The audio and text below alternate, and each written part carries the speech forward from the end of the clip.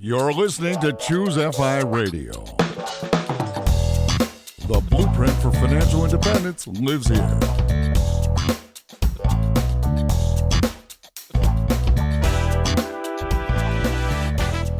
If you're looking to unlock the secrets to financial independence and early retirement, you're in the right place.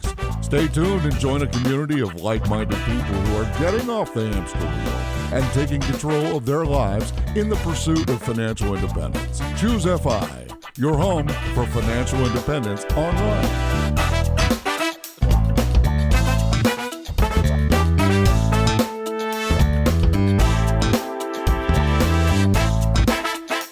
Thank you so much for joining us for our first roundup of 2020 ChooseFI podcast, back for another year. Started in 2017, and Brad, we're going into this year, 2020, with, gosh, it's nearly 1 million downloads a month right now. Yeah, it is really hard to believe, honestly, how this thing has grown. And it's our 4th year. Can you believe that? 4 years of ChooseFI. 2 plus 2 is equal to 4. It's just simple math. Done. Yeah. Show over, but it's so much more. Oh, man, it's been amazing, and it's really exciting. Actually, you know, when we structured the show, we kind of set it up so that a little bit of a lifestyle play here. We kind of shut down the podcast for the most of December. We had recorded in advance, and this is kind of our first time back in several weeks now. So get back in that saddle, right? Yeah, not only that, but I haven't actually seen you in the last 2 or 3 weeks. Yeah, what's been going on in your world? Well, it's been a mixed thing. One is that I've been practicing the art of I wouldn't say it's ghosting. So I was not ghosting you, Brad. But what I was doing is I was being present with my family more, checking my phone less, really actively not trying to think about or look at ChooseFI, with exception of a couple big things that we had going on that I was so excited about. First and foremost, Jillian's brand new podcast, Everyday Courage. We partnered with her to produce it and bring it to the ChooseFI community, the ChooseFI family at the beginning of this year. And wow, it took off. Yeah, Jillian's podcast, Everyday Courage, launched on January 3rd. And Jonathan, we saw it hit in the top 200 of all the podcasts in existence. So you got to have some context for that. There are about 1 million podcasts out there. Literally, the numbers are somewhere between 750,000 to 1 million podcasts registered. Top 200. Yeah, it's astounding. And yeah, top 5 in the iTunes self-improvement category. So yeah, I mean, people are really, really enjoying this. And honestly, the show is fantastic. I knew Jillian was going to bring it, but it's even better than I expected, which is a very, very high bar. And the cool thing, actually, while you have been listening to this in the background, I went in as just a listener. I actually did not listen to the episodes early. So I heard them as they went live, and it was awesome. Shocking. Jonathan wants to punch me in the face now because I know you spent dozens of hours working on it. But well, I will just say huge congratulations to Jillian. Very excited to have this content in the universe, and also to the team that supported it to get that launch and make sure that launch was a success, that everybody knew about it. And to you, the audience that did check it out, over 5,000 of you actually went and accessed the workbook to get early access to the season and also download. It's a 10-part workbook series that allows you to kind of progress through the content that she's teaching or encouraging you to incorporate in your life in a very intentional manner. It follows the course of the season. If you're hearing about this and you want to, one, listen to the show, just go and look for Everyday Courage on your podcast player of choice. And 2, if you want to access that workbook, I want to stress it's a completely free workbook. It's just intended as a resource to help you really incorporate and take action on these ideas. You can find the free workbook at ChooseFI.com/courage. Yeah, and just to reiterate, obviously you're listening to this podcast on a podcast player. So just take a second right now, go to subscribe, search for Everyday Courage, and hit download. Download, I think there's 5 or 6 episodes out as of now. The show is fantastic. So I really implore you to listen to it. So Brad, I actually wanted to catch you up on a conversation that I had over the weekend that I think it kind of lit the spark in me again. I mean, it was like one of those that we have this information. I wouldn't say that we take it for granted, but I do think that after you implement it and you get to the 10 minutes per month Brad Barrett style of personal finance, which you will forever be known, t-shirt coming, that at some point it's on autopilot. Like at some point you're here for the life optimization, you're here for encouragement, but you're not really stressing or worried about your finances. You've got a plan. Now let's just stick to the plan. And so at some point you start taking it for granted. You almost lose that spark of when you first realized that financial independence was possible. And I had the privilege of speaking with a buddy of mine I went to high school with. he messaged me to ask me a question about, I believe it was backdoor Roth IRAs, or maybe it was 529, some combination thereof. Wait. I have to stop you. So he just reached out to you out of nowhere? Like, I mean, does he know that you have the podcast, obviously, or did he just know that you're into personal finance? Yeah, I think he knew that I geeked out over personal finance. Okay. I think that was the context at this point. Cool. And he was asking me a couple questions, and I just used the opportunity to like take a step back and ask him about his goals. So we carved out some time over the weekend. It was about 45 minutes. And I just asked him what he wanted. Like, what are your goals? Like, why are you asking about backdoor Roth IRAs? And I asked a pretty simple number of questions just to kind of get this picture. Like, what actual questions do you have? And then realizing that, like, well, what's the context for that? I asked him how transparent he wanted to be with me. And when he said, I want to come up with a plan. Can we just talk about my numbers? So I got him to tell me his income, his net worth, his liabilities, his debts, and then, what his goals were. What are his monthly expenses? What's his inflow? What's his outflow? And what his goals are. And over a period of about 15 minutes, we went from a kind of an abstract picture about 529s and backdoor Roth IRAs, which we pretty quickly realized, both of which weren't really the question. Like, he wasn't eligible. Like, he wasn't in this bracket where you even need to consider backdoor Roth IRAs. You can just do the Roth IRA, right? So why make it more complicated? And when it came to 529s, that's really 18 years down the road. He's just trying to become financially savvy, because those were the questions in the absence of the actual question, which is, how do I achieve my goals? My goals at the end, as we realized midway through, was to be able to have the option to work or not work in his mid-40s. He's going to be finishing a stint in the military. He'll have served his 20 years, and that'll be the age of 45. And he wants to know how to best capitalize on the interim to make sure that he has options at the age of 45. And within a period of this 45-minute window, we were able to help him calculate his number, was able to help him actually figure out what to do. Like, he was sitting on like $30,000 of consumer debt, but he had the ability to pay it off very, very aggressively and then mobilize towards this. And at the end of this period of time, the blinders came off. He could say, I could have the option to work or not work by the age of 45. And the advantage is, by serving my country, I actually have access to healthcare for like $500 a year for life, with this. So he has unbelievable advantages. He has wind behind him. And we were then just working with some of the smaller stuff. Like, what does it look like to invest outside of your TSP? What does it look like when you're actually using traditional taxable investment accounts? How do you even go about doing that? And all these questions that I just took for granted, I don't take it for granted because we talk about it every day, but you forget that, like, just because you're comfortable with it and you understand it and you understand your plan, you don't learn this in high school. Nobody is going to take the time to explain this to you in a common sense manner in high school. In fact, it's usually packaged behind, you need someone else to do it all for you because you can't possibly explain it. The level of confidence that he had coming out of that conversation not only cemented our friendship for the next 20 years, but it changed his life. I think it's going to be $1 million conversation for him when he looks back 20 years from now. And frankly, it was such a source of encouragement for me to be able to have that one-on-one impact. Yeah, that is incredible. Wow. So you said took the blinders off. Obviously, he came to you and he had some questions. Did he have goals at minute zero of that conversation? Had he thought about them? Had he conceptualized them? And what were the questions you asked that helped him ultimately get to where you were at the end of the conversation?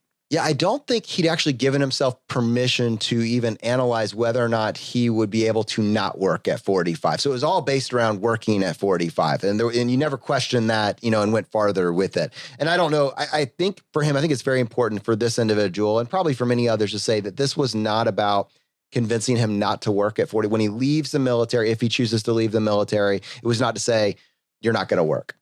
It was rather, at the end of this conversation, we realized, how cool would it be to have the option? If you go back in, it's on your terms, not because you have to do this, right? And then be able to look forward with some of the variables that are happening. Maybe his wife, who was a stay-at-home mom for a period of time, is going to be going back into the workforce. How would that alter things? If he paid off his debt, how would that alter things? Should he pay off his debt? If he goes into investments, what does it look like to invest practically? Suddenly, he could start to consider some of these questions. And then as a result of knowing what those variables might look like, come up with a plan that isn't radical. It's just optimizing at the margins, and realize that those optimizations would be the difference in hundreds and hundreds of thousands of dollars to his kind of near-term future self. We're talking about within the next 10 years, he's going to be at this inflection point. Yeah.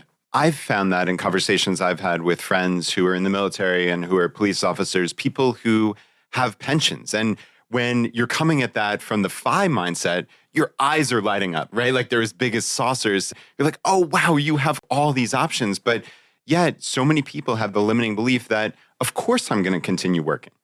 It's cool just to have that realization. So that's incredibly impressive. And I think, Jonathan, it leads directly into having these conversations with people and community, right? This is what we talk about all the time. And I don't know about you, but I've seen ChooseFI local groups having meetings pop up on my Facebook all across the country. And I know here in Richmond, actually, it's interesting because you and I didn't even know this was happening. But Emily and Stacy, our local admins here, they hosted a panel at a local library on spending less, earning more, and investing better. 40 plus people showed up on a Sunday in January, totally unbeknownst to us. And they had a couple hour conversation. And Emily said folks hung around for about an hour after just chatting, which was amazing. And it's cool when you have these opportunities to just talk about this. We've always said it normalizes the conversation because, like your buddy, who did he have in his life to talk about finances to? Nobody at all. And now he has you. And I think that's what's so beautiful about these ChooseFI local groups is you have kindred spirits. You have people that you know, they're built in. They want to talk about this. They want to support you. And I just find it so encouraging. And it really, especially for me, it was just really heartening to see all of these ChooseFI local meetups form in January. And if you're out there, you're part of a group, start a meeting, message your admin, do it, whatever. Do it yourself. It doesn't have to be top down. Go to a local brewery, go to a library and just say, hey, we're going to chat for an hour. That just is so empowering to me. And it's what this community is all about. It's just making this a part of the fabric of your life.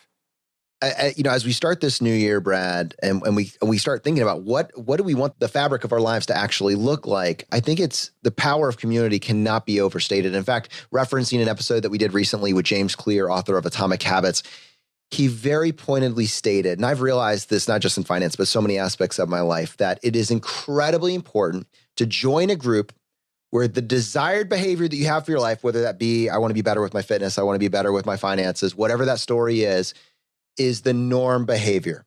It is the behavior that is accepted by the group. And so if you want to do better with your finances, regardless of your money story historically, regardless of what you've been your whole life up to this point, if you want to do better with your finances, you should join a group of people that are actively pursuing doing better with their finances. And there will be a spillover effect. In fact, to tie this full circle to the episode with Jackie, this is exactly the tool that she used.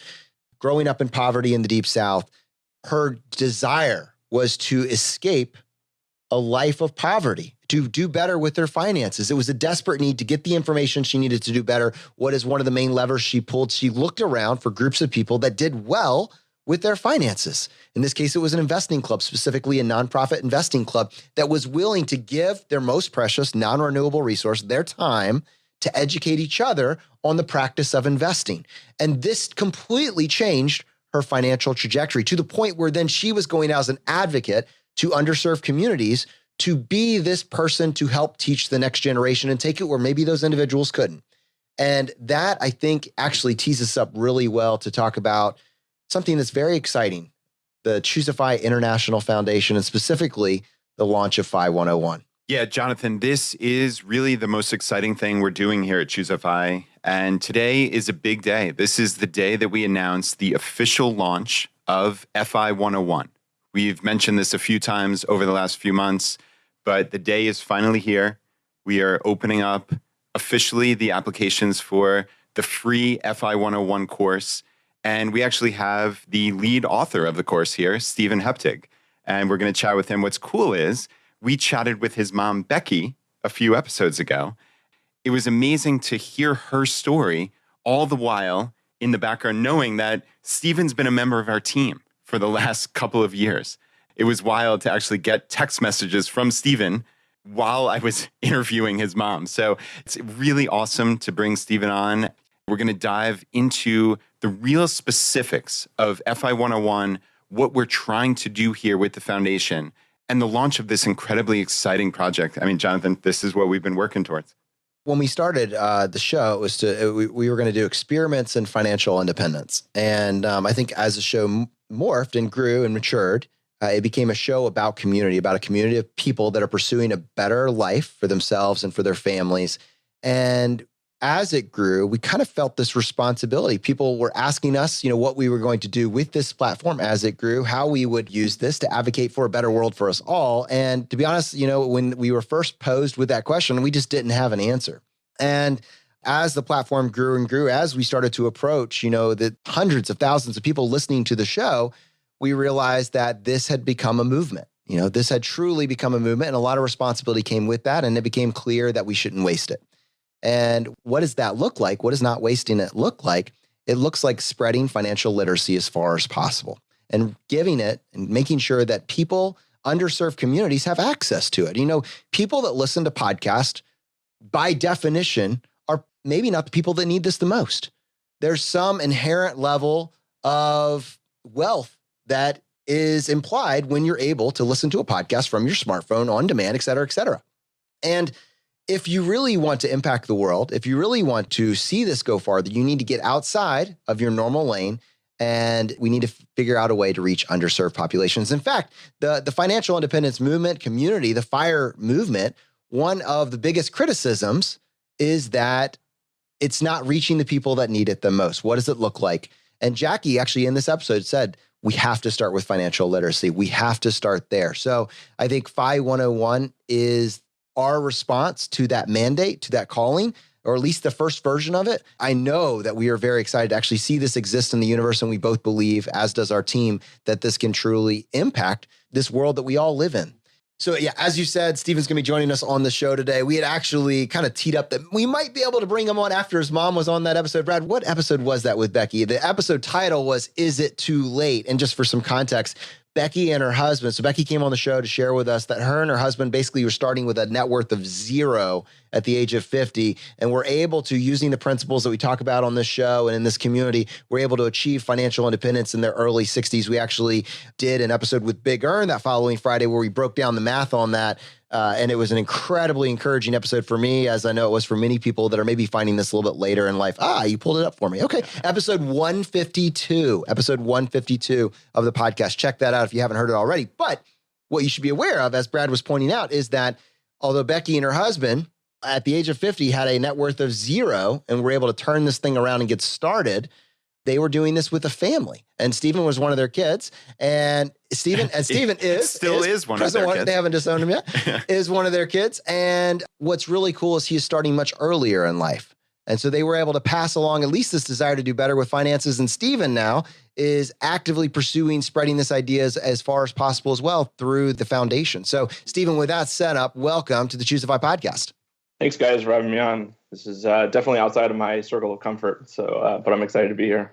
So, Stephen, I know you were super proud of your mom after episode 152. We got a lot of feedback, wonderful feedback on that episode. But I mean, that was your life. I mean, you were living that. To see you so motivated, not just to do better with your own finances as an active duty military officer, but also building this curriculum for people throughout the community and around the world. Where does that motivation to do that come from? Well, it came from my own struggles, to be honest. My parents, you heard my mom's story growing up. I saw it modeled.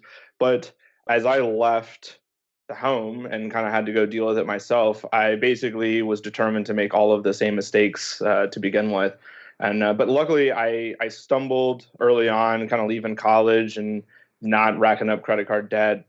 I came to a point where I did eventually run out of money one day. Legitimately got to 0 on my bank account. And I was like, okay, this is a point at which I have to change everything I'm doing. So I did do a bunch of reading. All of the standard books that we talk about. So J.L. Collins, the Richest Man in Babylon, those types of things. I spent a whole year reading a lot of those books and got really passionate about it. It helped that I was deployed for 6 months of that year. So I had a lot of free time to read. But I came back and I said, this has changed my life. And I'm looking around at the people around me, and the military especially gives us so many tools to really be able to leverage up some of the fundamentals that FI is built on, that I said, why isn't everyone doing this? We have to help some of these young kids. I mean, when you walk through a military base, I know on ours, like there's a food pantry. There is a box that says, leave a can, take a can if you need it, because that's a reality for some of the younger guys who are trying to support a family when they're a really young enlisted troop. And I said, okay, we've got to do a better job of taking care of our troops. We consider that, the leadership of the military considers that to be a really fundamental piece of our national defense, is making sure that the people who are in the military are financially secure, don't have to worry about that when they're deployed. There's a lot of resources out there, Military One Source, those kinds of things that you would have heard about when talking to some of the other military members we've had on the show. But a lot of those resources aren't utilized. They aren't aware that they're out there. And so I started to just say, how can I teach this in my local group, my unit? And that's kind of where I started in terms of building some of this curriculum and the passion to teach other people. So, Stephen, what did that look like when you started teaching members of your own unit or group? Like, did that predate this FI 101? And how did you go about getting started with that? It did, but just slightly, and that's the interesting part. So probably maybe 4 or 5 months prior to when I spoke with y'all the first time, I had gone to my, we call him a DO, it's the second in command of our unit, and said, we have these training days where we do a stand down, nobody flies, nobody does anything else. We just have some kind of yearly training, and there's always time to do some other training activities that aren't necessarily on the script. Going into 2018, so I guess this would have been 2017. 2018 is when everyone in the military had to make a really big choice about their retirement with the blended retirement system. And so I think that just finances were a little bit more on people's minds those years. And I asked my commander, I said, hey, we need to do some conversations about this. Like, we need to start talking about this because there's a lot of incorrect information out there. So it looked like me giving a few small talks on these training days. And then I decided that I was not going to be active about talking to people one-on-one. I wanted them to come to me after they saw me stand up in front. I did have a few people start to ask me questions after the fact and kind of in the hallways.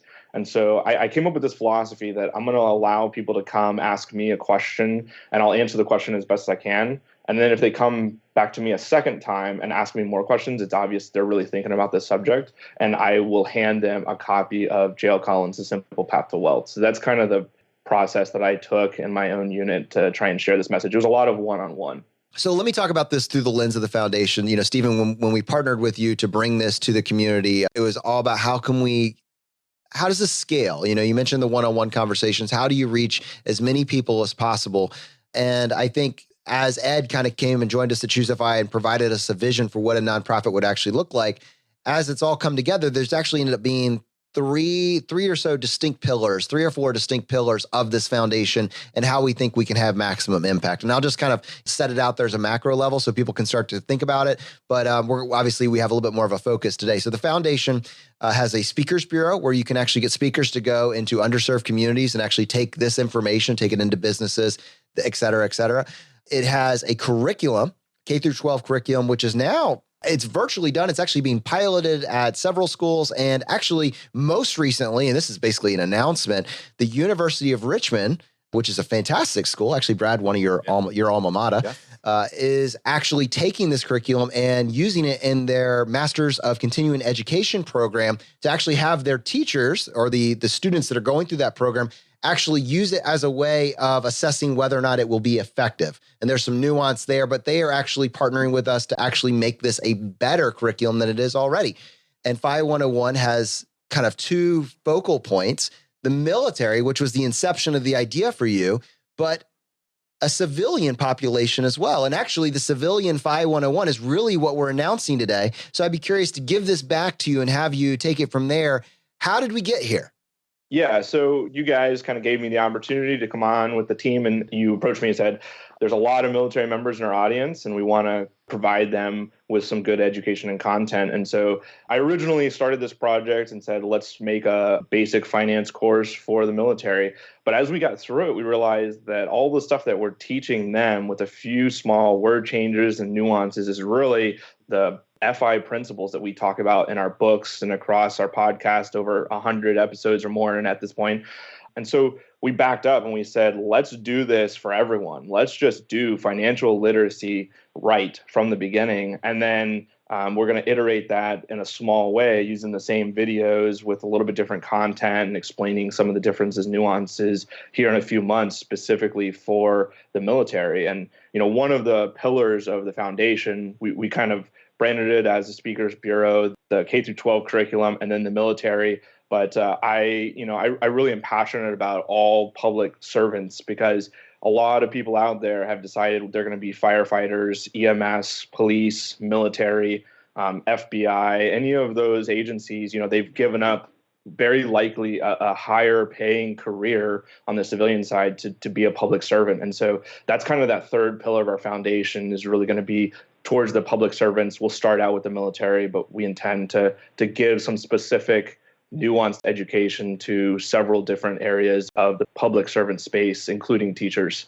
So, Stephen, talk us through the creation of FI 101, right? This obviously wasn't something we just slapped together and decided to launch. This has been a year-plus journey, right? And I know it's been multiple iterations of videos for me and Jonathan because we got some feedback, frankly, that we didn't do as good a job as we should have on it, which is really valuable feedback.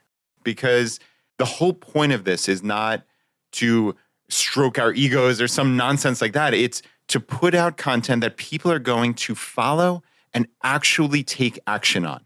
That's the entire point of ChooseFI's existence. So I looked at that as a really wonderful thing. And I'd love for you to talk through the journey that this has been on and the feedback you've gotten from the community and how that's helped. Yeah, it has been quite a journey this year. There's been a lot of work put in, a lot of late nights by myself, by Melissa, who's our primary writer, some other people that helped on the fringes. And then most importantly, we had about 400 people go through the beta, the original version of this through September and October. And they gave us a lot of feedback, primarily like you're saying on the videos. What happened was we took some videos that we shot, if you guys will remember, way back, I think it was in February, March, April of 2019, where we were first doing video. And we said, we think we can do a bit of a boot camp. So like a financial independence boot camp. We took those videos and repurposed them for the FI 101. And the intention was we'll write all of the curriculum that goes around it. So we'll write the workbook, the worksheets, the text, all of the images that go with it. And we'll just repurpose these videos and then when we have time and space, reshoot those videos later. And it became very apparent, I believe, about 3 days after lesson 1 released in the beta, that we needed to do new videos. But it was such an awesome opportunity that we were forced into doing because we spent 2 months, we wrote a script, we started working with some better equipment in terms of teleprompters. And it's very different than the podcast. It's very different departure from the conversational tone that we kind of had on the first videos and is natural for the show when it's on the podcast. But it's exciting because it put us in a place where we had to think linearly about how do we take 200 episodes worth of information, articles, and videos and boil it down into the actual concepts and principles that are used to get yourself from not understanding how to deal with your money to your FI number and being able to make work optional and create a life by design. So all of our classes are scripted videos. They have desired learning objectives at the very beginning. You know what you're getting into for each lesson. There's interactive projects for each lesson, and it gives an opportunity for people who want that classroom setting, that classroom feel, to work through it and to do it with a community of other students, being able to ask questions and that sort of thing. So we started out with this bold idea, and then it blew up into something that was so much bigger than we really even had imagined at the beginning. One thing I want to ask you, and I certainly have some ideas as well, but in terms of giving this thing the reach, and making sure that people actually hear about it and are able to access it. One thing you said earlier was that, there are, for your guys, the team that you're with, there are certainly other resources, that are out there, but they don't know that they exist. We've created this and now it exists as well, but it just exists. How do we make sure that people can access it? And we can talk about it through the lens. Let's start with you and your comfort space, which is with the military, through the lens of the military. How can we make sure that actually officers and enlisted are able to access this and learn from this information? Well, I think the best thing that ChooseFI has going for it at this point to spread this is we have this massive network that's infiltrated across the country into just about every major city, to include military bases. So we have ChooseFI local groups that are military base specific. So that's one place that we'll be able to start. We're having conversations with some other outside organizations, some nonprofits that they have the same mission as us, but they're going about it a very different way. Whereas we're taking more of a grassroots approach, that infiltration, trying to get members to support this information and this education from a local standpoint.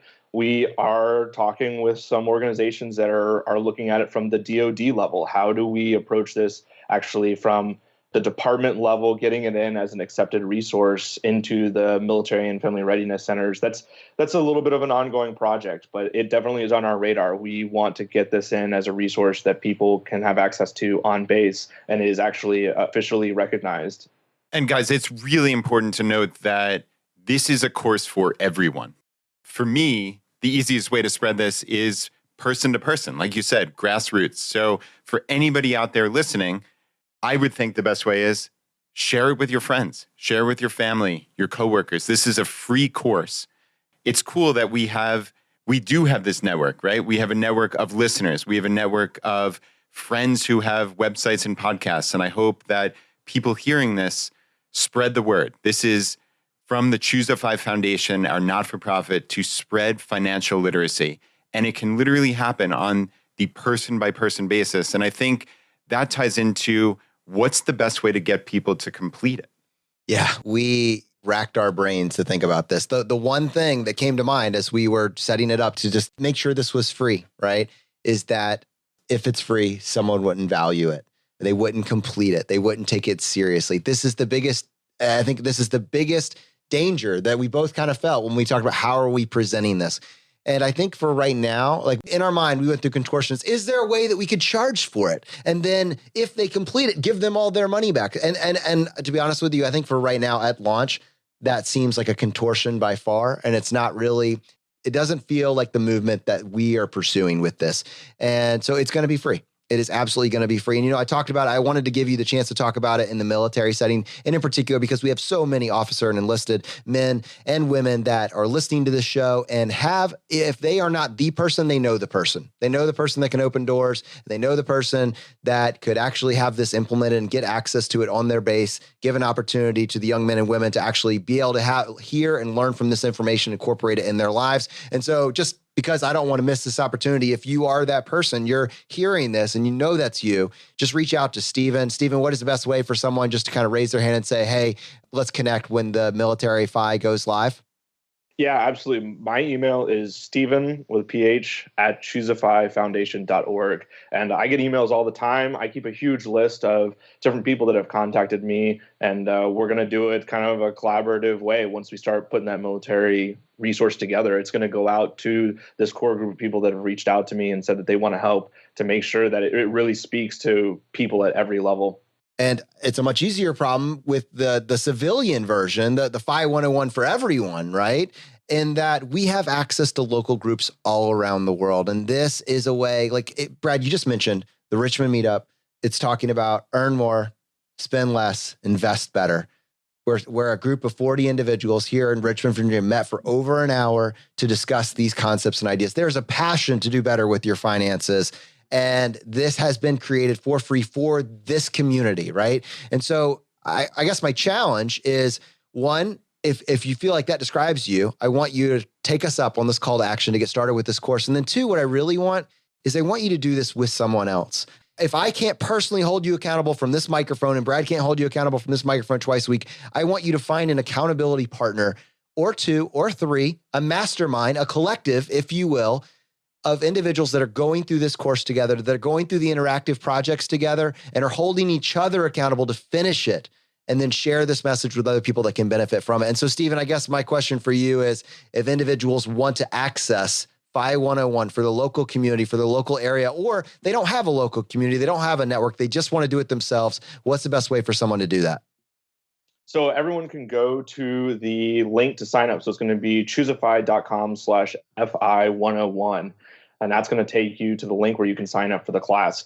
And Jonathan, to touch off your point of having an accountability partner, that's one of the most exciting things about this course. And one of the places where we've really spent a lot of thought and effort is we are pairing this course. We have the Facebook groups and the local groups in the larger ChooseFI community. And we've really discovered that is like one of the major strengths that ChooseFI has is the community that we've grown. But we actually are going to pair the course with a forum discussion community software that's going to be specific for the course. Some people might ask, what's the difference between just reading the book that we have, so your blueprint to financial independence, versus the same stuff that's in the course? And at the core, it is the same root information, but the difference is we want to meet people where they're at, and there is a whole group of people that would rather do this in a classroom type online setting and with a community. So we're going to have a software that is paired with it, that every lesson is organized. You're going to be able to ask questions, talk back and forth, see other members' bios and what it is that they're working through in their life, what their strengths are, what their passions are. We're really excited about being able to connect the students behind the scenes every day beyond just the time they're sitting in front of the course material. All right, Brad, are you excited? I am incredibly excited. Like I said before, this is the single biggest thing we have going here at ChooseFI. And it's just such an incredible point that this can help make a difference in the world, right? We talk about and we lament, why didn't we learn about personal finance in school? Well, we as the FI community have taken it into our own hands and we have created something. I ask each of you, if this sounds like something that you want to take part in, or you want to help spread, please, we need your help. This is something that's free and it can genuinely help people in your family, at work, in your community. And it's as simple as just sharing that link, ChooseFI.com/FI101. You know, Brad, as you were saying that, I kind of had that chill go down my spine. The fact that, the academic system didn't take care of this for us. The political system didn't take care of this for us. So the FI community, the FI movement decided to handle this themselves, and so it's been built, it's there, and it's free. It is kind of an audacious scale and scope, and there's some amount that we can do, but to go farther with this, to truly get this out there and see this spread across the country and around the world, it's because of listener support. And we talked about friends and allies. So many of you have already partnered with us on past projects. We had some pretty significant donations to people to the foundation early on, which actually will maintain the operating costs for this foundation for at least the next several months. And it is allowing us to continue to offer this. So I guess my point with all this being, as we said, how can you engage or interact with this content? If you need the content, use the content. If you know someone that needs the content, do it with them. Do it either for yourself as a refresher if you've got this, or as a way of holding someone else accountable. Let's do this together. And if you're past that point in time, or if you want to have impact at scale, you're listening to the show because you believe in this movement, you believe in this concept, you believe in the power of financial independence to make the world a better place for ourselves, for the next generation and beyond, then support us, partner with us on this mission. And I guess, Brad, if someone does want to partner with us in a support capacity, how could they do that? Yeah, the easiest way is to go to the foundation's website, which is ChooseFIFoundation.org. There's a donate page right there. It's pretty obvious, or just ChooseFIFoundation.org/donate. And actually, Brad, I hope to see more articles like this in the future, but it was pretty cool. Mr. Money Mustache and his most recent article, and I feel very lucky. I get his articles in my inbox about once a month or so. And anytime I see one, I get very excited just because he goes into depth. But this article was titled, "Let the Roaring 2020s Begin." And actually in the article down at the bottom, he was kind of laying out his goal for his charitable giving for the following year. And he made an incredible donation to the ChooseFI Foundation. And I think the paragraph at the bottom really summed up what gets us so excited about this project. Yeah, this is really, really cool. He said, first off, I made a point of making another round of donations to effective causes this year. And he goes on to list the handful of charities that he made donations to. And ChooseFI Foundation here for $5,000. He said, this was an unexpected donation for me based on my respect for the major work the ChooseFI gang are doing with their blog and podcasts and meetups, and their hard-charging ally, Edmund T., who I met on a recent trip. Did you want to jump in? I love that. No, that's exactly who Ed is. Yeah, Ed is amazing. And he said, who I met on a recent trip, they are creating a curriculum and teaching kids and young adults how to manage their money with valuable but free courses. And I think that's the biggest thing, is that it is a team that is putting this together and supporting this and getting it out into the universe. we're just doing our part and trying to let you know about it because you've told us that you're interested. You've told us that you want to see this get out into the universe. We're building a team to make that happen. So very excited. And thank you for all of you that have supported us by subscribing, by sharing with friends and family, by getting this message out there already. Man, that fire is spreading, my friends. It's 2020 and it's continuing to spread. All right, let's go ahead and switch gears here. And I want to bring MK into this conversation. MK is our showrunner, and she brings our community to the show by sharing with us wins, frugal wins of the weeks, your questions, your ideas. Really, it's exciting to have you here, and it's exciting to have you back for our first roundup of 2020. Welcome. Thanks. I missed you guys. It was so weird to not be recording for the past couple of weeks. I was like, what year is it? What day is it? Yeah. Oh, we're recording today. I was waiting for the shoe to drop. I was like, can the universe still exist if the show doesn't go out? I wasn't sure, but we're here. Glad to be back. And there are so many great things that we're going to be kicking off this year. So first, you mentioned several times Jackie came on our show on Monday to talk about the HSA, among many other things that she's been able to master. And over the break, we actually had Justin write in with a question specific to his HSA. So I'm going to read Justin's question and Jackie's answer, because while this situation may be specific to Justin, there's some really great learnings that everybody can get from this.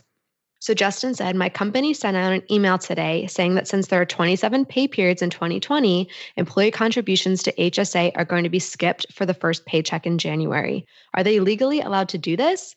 I've also been told by the benefits department that I cannot contribute more than $300 per pay period, which for 2019, based on the timing of when I learned that was their policy, meant I was unable to contribute the maximum amount. Do I have any recourse or potential alternative routes to contributing those amounts to help reach my limits for HSA? So Jackie, over the holidays, sent this really great response. It was so nice of her to be able to do that. So she said, there's no IRS mandate on the frequency or amount of each payroll contribution, except for an employer to take reasonable care to not allow an employee to over-contribute to their HSA. So your company is legally allowed to only take an HSA payroll deduction for 26 weeks versus 27 if they choose to do so. It also ensures that you don't end up with excess contributions later in the year, which require extra paperwork to correct. More than likely, your employer is doing this out of an abundance of caution to keep their employees from over-contributing. Your employer is also allowed to set a pay period threshold, and the closest I could get to figuring out the $300 per pay period you mentioned was this. 26 pay periods works out to be $7,800, which is just under the 2019 family max of $8,000 for somebody 55 plus. $7,000 plus $1,000 catch-up contribution. Not sure if there is an employer contribution that might account for that $200 difference. Remember that employer contributions, rewards, wellness incentives made to your HSA do count toward your total contribution limit.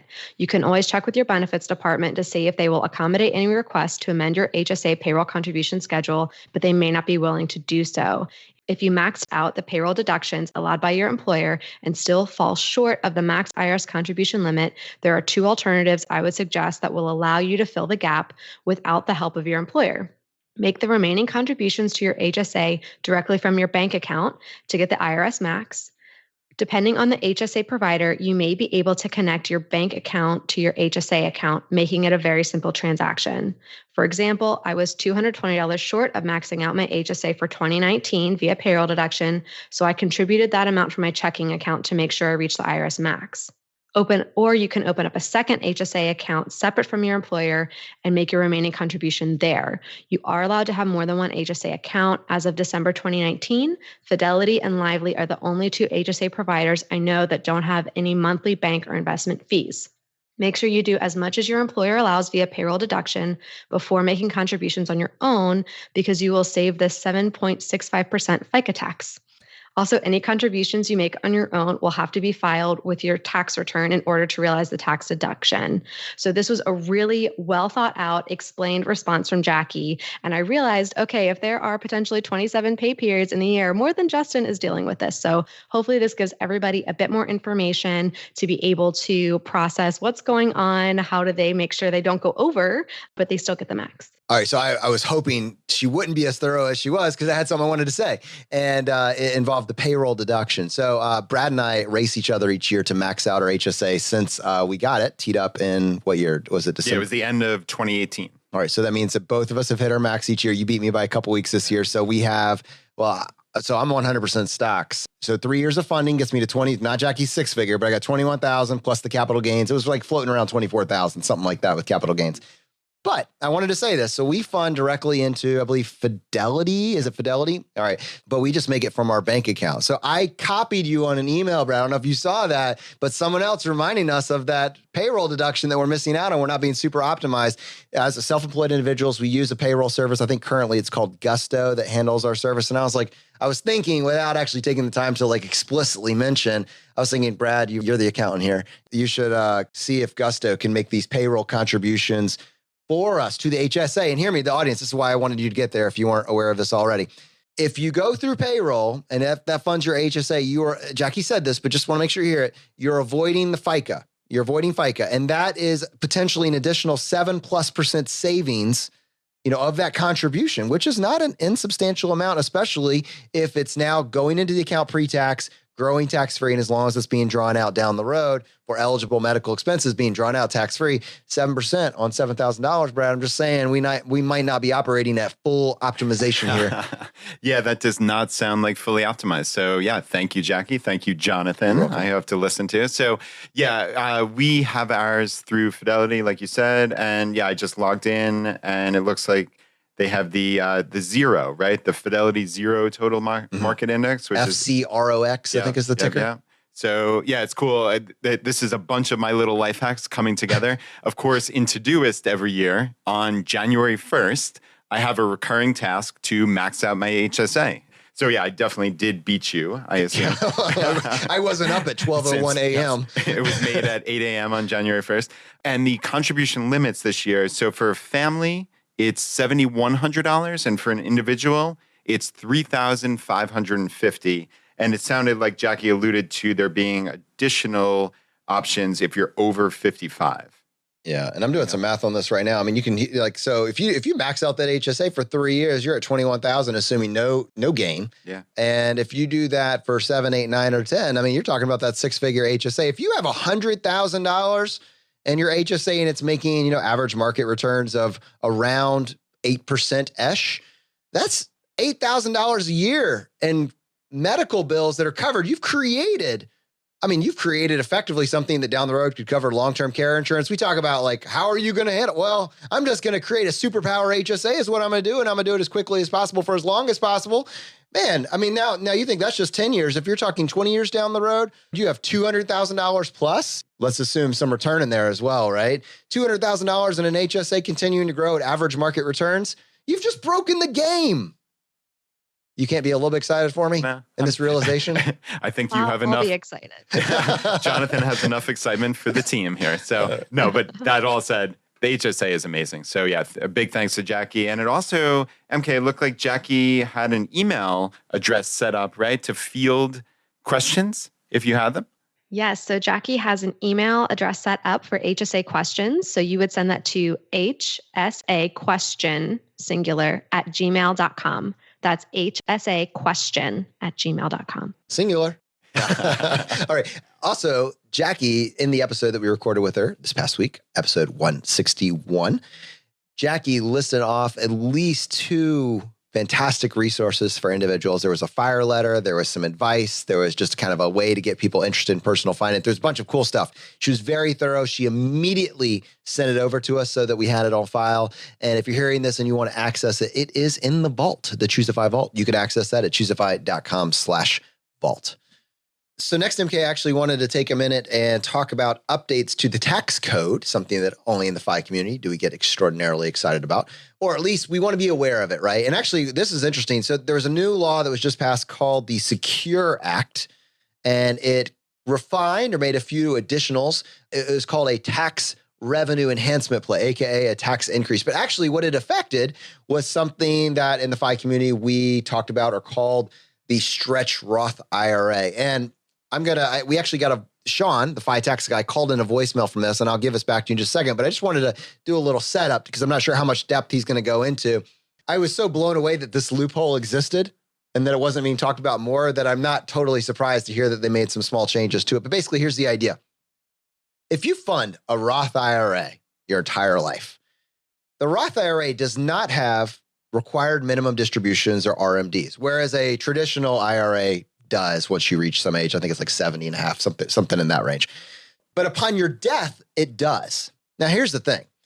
If you fund your Roth IRA your entire life, and then you don't touch it, and you leave it for your heir, your child, and they don't touch it their entire life, what happens is if you give it to your child and they're at a relatively young age, the required minimum distributions are calculated based on your age. So if you're very, very young, what could happen is that the account continues to grow even as you're taking your required minimum distribution. So you have several $1 million in there, but your required minimum distributions are such a small amount based on your age that the account is continuing to grow over the course of the child's lifetime. They leave it to their child, et cetera, et cetera. And at some point, you take over the entire world. You're richer than Bezos.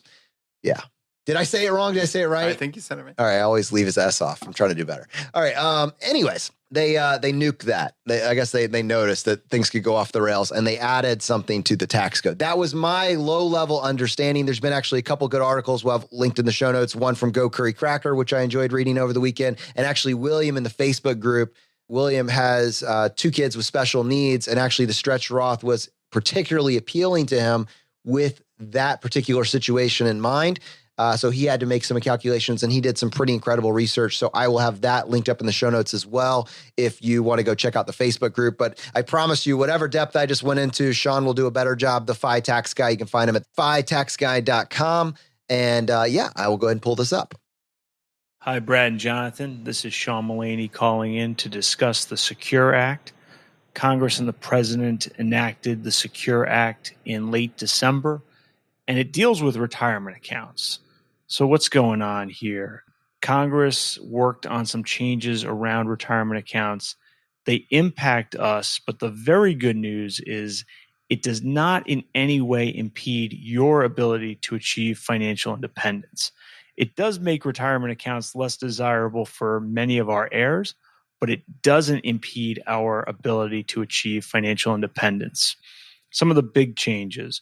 One of them is for those in the audience who are age 70 and a half and above. Starting in 2020, they can now make traditional IRA contributions. For the longest time, it's been that anyone of any age with earned income could make a Roth IRA contribution, but the rule had been if you got to 70 and a half or older, you could no longer do traditional IRA contributions. That age restriction is gone starting in 2020. And this will be nice because for those who keep working even a little bit past age 70 and a half, it'll open up things like backdoor Roth IRA planning. So a nice little one there.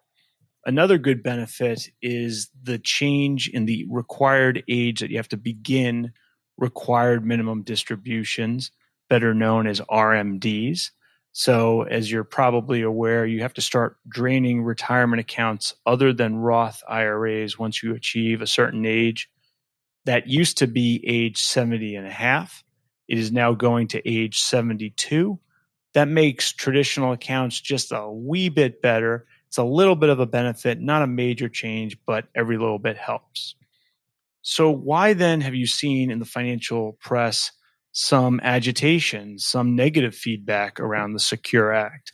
The answer is the Secure Act significantly increases the tax that most beneficiaries of traditional retirement accounts, traditional IRAs, traditional 401ks, those types of accounts, it significantly increases the tax on those type of inherited accounts. So not during your lifetime, but for your heirs, they're going to pay more tax. What's going on there is it used to be possible to stretch out distributions from inherited accounts over either your lifetime or the remaining expected lifetime of the decedent.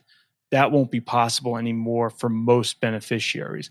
Most beneficiaries will now have to take the inherited account, whether traditional or Roth, over 10 years.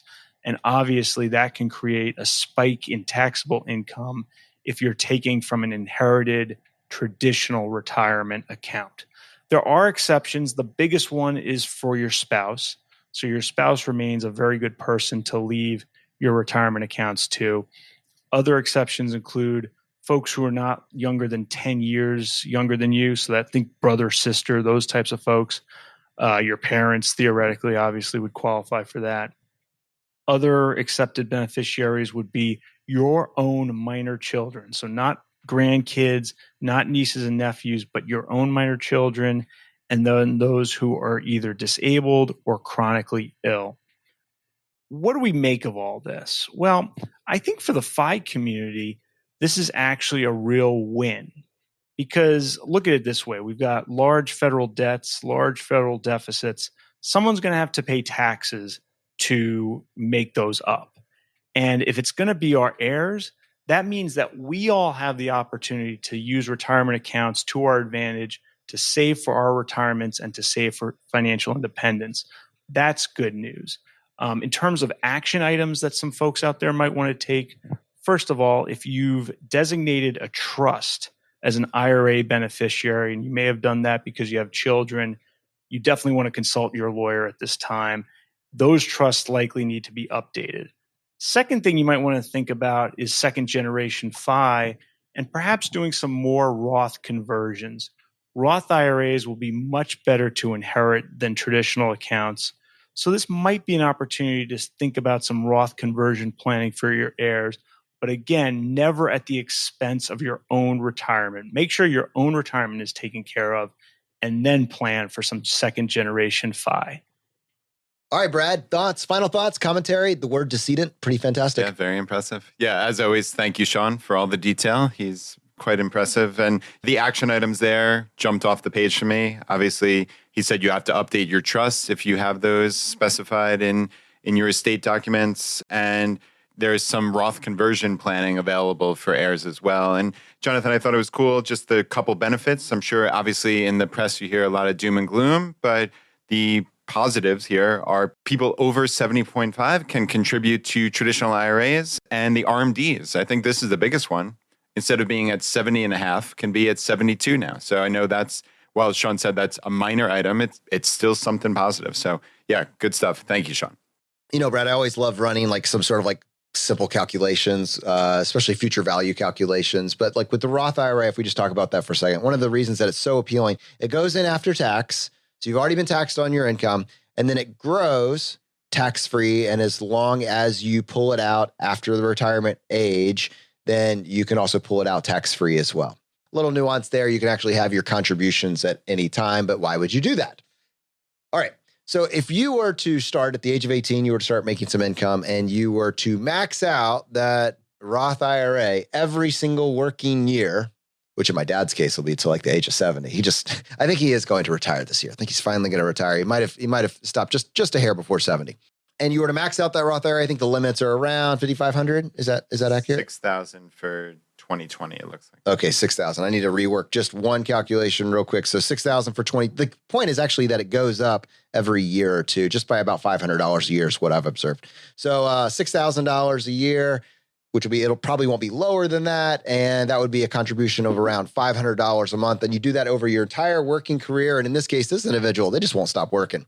At the age of 70, which is this person's retirement age, with an 8% rate of return, so average market returns, they would have $4.5 million. Now, of that, only $312,000 was from contributions, what they actually put in. The entire rest was just it growing over time, capital gain. So practically what we're talking about here, if I'm understanding the general changes that were made, the RMDs, which required minimum distributions, which were based over an individual's life, and it's a separate calculation, which is too far in the weeds. I'm not prepared to be able to answer it accurately on what it was. But now, basically, it's truncated down to about 10 years. They would need to pull out that $4.5 million. In this extreme example, they would need to pull out that $4.5 million over a period of 10 years. And you can imagine, and this is for your heirs, this doesn't affect you. You crushed it. You had $4.5 million, maybe even more than that. Now, while in the past, what could have happened with the stretch Roth, the way it was proposed, you leave this to an heir, maybe a child or a grandchild. Now the required minimum distributions are based on that child's lifespan. I don't have the calculation in front of me. I probably would get it wrong if I did, but it doesn't really matter because that's gone. It's not, the required minimum distributions are not based on the child's lifetime anymore. But now you got this 10-year window to pull the money out. Now, I want to point out, the money is still tax-free. But now you're pulling out $450,000 a year. I mean, maybe there's a slight, maybe there's some nuance there in terms of how that calculation is adjusted per each year. But over a period of 10 years, you've got to get all that money out. And you can't put it back in the Roth. You might be able to put it in another vehicle, but any gains from there will then be taxed. Yeah, no, and just to dial in on that, you hit that exactly right. In this case, they've got this $4.5 million. In pre-Secure Act situations, they would have just let that ride, essentially, except for the RMD. The rest of that money would have stayed in there for potentially decades, but now it's all got to come out. And like you said, this is a Roth IRA, so it's tax-free. So the $4.5 million comes out, but it's not under that umbrella anymore. So now you have $4.5 million, just for argument's sake, sitting in VTSAX, right? VTSAX spits off dividends somewhere around 2%. Right. So if it's spitting off a dividend of 2% on $4.5 million, that dividend, that income, you're going to have $90,000 a year in taxable income if you're getting a 2% dividend on $4.5 million. So you might want to invest it all in Berkshire Hathaway. No dividends, please. No dividends. But yeah, I mean, previously that would have all been sheltered in that Roth IRA. So that's the real practical application of what has changed negatively with the Secure Act. So Jonathan, well done with the example. Thank you. It's always scary to go out on a limb with these calculations, but I appreciate you keeping me on the mostly straight and narrow. I was a little afraid. I'm not going to. You were terrified. Terrified. This is where it all implodes. All right. Well, that was informative. Let's go ahead and dive into the mailbag. MK, what do you got for us? Well, we have several items today. So if y'all remember way back in 2019, 3 weeks ago, episode 158 with Kim, we talked about the real hourly wage. Well, Ruth in our Facebook group made some really great points about that. So when we think about our real hourly wage, sometimes we think about all the negatives, the cost of driving to work and the time we spend driving to work and clothes and things like that. Well, Ruth said regarding the latest episode about your hourly wage at work, don't forget to include the good things like your 401k match, Christmas bonus, company car, gas compensation, free coffee, gym at work, shower, snacks. She says she can do wine tastings and gets to keep the leftover wine, which I think is an amazing benefit. So that was really exciting to see the positives coming in for the real hourly wage too. This is the first time that I've realized I might be a negative Nancy. I only thought about the negatives when I was doing the calculation. Yeah, that's true. That's funny. And so funny little anecdote from my prior life. So I was a tax manager at a large baking company. So they make Thomas's English muffins and Entenmann's cake and cookies, among other things. And the headquarters was actually at one of the production facilities. So Jonathan, I kid you not, you would roll up in the morning and you would know they were making a certain type of cake because the smell would waft to you from like a half mile away. Yeah, so this is positive, negative, right? So positive is... You are 20 pounds heavier than you are right now. Yeah, well, the huge negative is I put on a lot of weight. The positive is every morning, somebody from the production facility would come over with boxes upon boxes of every type of cake, cookie, bread, English muffin, and just leave it essentially on a table. You could go over, open up a box, and just snack on whatever you wanted. If there were closed boxes at the end of the day, you could bring them home. So I would bring boxes of Entenmann's cake and cookies to Laura's family multiple times a week back in the day. Wow. But that's awesome. That's amazing. I just want to say my worldview's been shifted. I'm going to work on my optimism, people. That's awesome. Yep. Thank you, Ruth. Yeah, great. And to continue the optimism train, so Tracy posted a big win that she had in our Facebook group. It was after we had recorded our 2019 wins episode. So we have several of those that came over, but Tracy's was so great, I really wanted to share it. So Tracy wrote, I just wanted to say a huge thank you to Jonathan and Brad.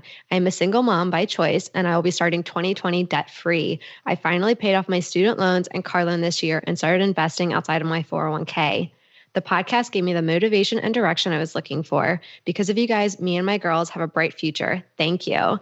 And our community responded so positively. There were over 1,000 positive responses on Facebook. Likes, love, wow. It just blew up. So it was so exciting to see this positive energy going into 2020. That's awesome. That is so great. And yeah, Tracy, huge congrats. And I'm showing Jonathan the picture here of your beautiful girls and family. So oh my gosh. Yeah, huge congrats to you. Your life and their life is forever changed. That's amazing. Congratulations on all of your success. All right, MK, I know Brad mentioned the Richmond meetup. What do you got for us from the local groups? Well, we have several new local groups that have formed. So if you have made it your resolution this year to go out to a local group, there may be a new one near you. So Thames Valley, United Kingdom, Outer Banks, North Carolina, Cedar Rapids, Iowa, Guadalajara, Mexico, Lafayette, Indiana, and Newport, Rhode Island all have new local groups. So if you're in that area, go and join. Or if you're traveling to one of these destinations, you can meet up with them too. You can find all of our local groups and cohort groups at ChooseFI.com/local. Join a group where your desired behavior is the norm. And in this case, we're trying to do better with our lives. We're trying to optimize our life and live our best life now. And I think 2020 is going to be a great year for all of us. Super excited that you're here and that you're joining us on this journey. All right, my friends, unfortunately, that is going to bring this episode to a close. Now, as you know, we like to finish every episode by doing a drawing for a copy of a book that we have found useful. We're doing our book, ChooseFI, Your Blueprint to Financial Independence. Now, this book can be found anywhere that books are found. And I would say I've noticed occasionally the book gets a little bit of criticism. And the criticism, the most common criticism that I see, is that the book contains no information that is not on the podcast. To which my response is, well, of course. Do you think I'm holding out on you? We're keeping all the secrets back here? No, we're just trying to get this information out there as far as possible. And some people like listening to a podcast twice a week, and some people want to read a book or listen to an audiobook. And so if you want all the information that we talk about on this show in a very linear fashion, you don't want to dig through 200 episodes, 300 episodes and growing, you want to get it end to end, go buy the book. It's found anywhere the books are found. If you have a loved one that you want them to get started on financial independence, understand that this is a thing, this is doable, buy them a copy of a book. And then don't leave me a review telling me that you heard this information on the podcast. Say, I love how the book brought it all together. That's my ask. But my counterpoint here, I know Brad's laughing at me. It was a little ranty. I apologize. Just can't believe someone would say that their biggest criticism is that we didn't hold out on them on the show. It's just crazy. All right, sorry. If you want to win a copy of the book for free, really, I want you to win a copy of the book for free. To do that, just enter this drawing. All you got to do is just go to ChooseFI.com/iTunes, follow the instructions there, leave us a short written review on either iTunes or Stitcher, and then send us an email to feedback@ChooseFI.com, letting us know that you left a review and what screen name you left it under. We give away one book for every 5 written reviews that we get. I mean, the odds are in your favor. And we announce a winner on the Friday Roundup. So, MK, how many winners do we have today? Well, today we have one winner, and that is Bryn. Bryn says, this podcast is life-changing in all caps. For me, this podcast has absolutely been life-changing. Before ChooseFI, I thought I was going to be working forever.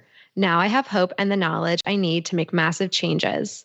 If you want to get off that hamster wheel and earn your freedom, this is the best place to start. Brad and Jonathan provide content that is actionable and relatable.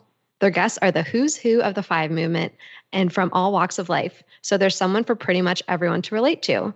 Thank you, Brad and Jonathan, so much for all your hard work. All right, my friends, that'll do it. The bee's knees. Bee's knees? Are you distancing yourself from me? Yeah, I'm over here, out of the shot. If you got value from today's video, take a second, hit the like button or subscribe button on YouTube or the podcast player of your choice. It just lets the platform know that you got value from this show and you want to be here when we produce additional content. We'll see you next time as we continue to go down the road less traveled. You've been listening to ChooseFI Radio Podcast, where we help middle-class America build wealth, one life hack at a time.